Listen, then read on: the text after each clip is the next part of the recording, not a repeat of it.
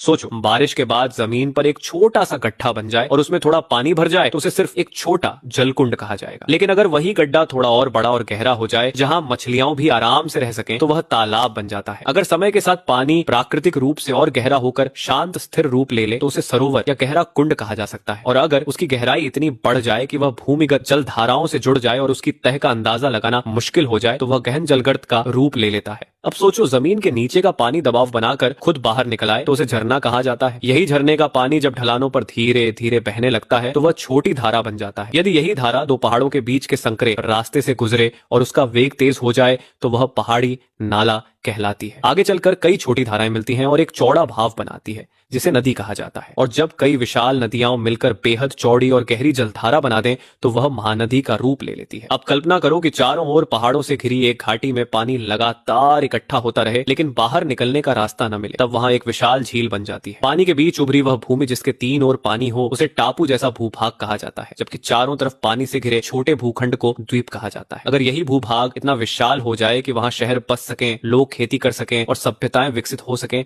तो उसे महाद्वीप कहा जाता है। इसी कारण आज दुनिया को 7 विशाल महाद्वीपों में बांटा गया है, जबकि जापान जैसे स्थान आकार में छोटे होने के कारण द्वीप राष्ट्र कहलाते हैं। और आखिर में जब तुम किनारे पर खड़े होकर पानी के उस अथाह विस्तार को देखते हो जिसका कोई अंत नजर नहीं आता तो वह समुद्र कहलाता है। लेकिन क्योंकि समुद्रों के बीच कोई वास्तविक दीवार नहीं होती, दुनिया के सभी समुद्र आपस में जुड़े रहते हैं और जब इन सभी विशाल जलराशियों को एक साथ देखा जाए तो वे मिलकर महासागर का निर्माण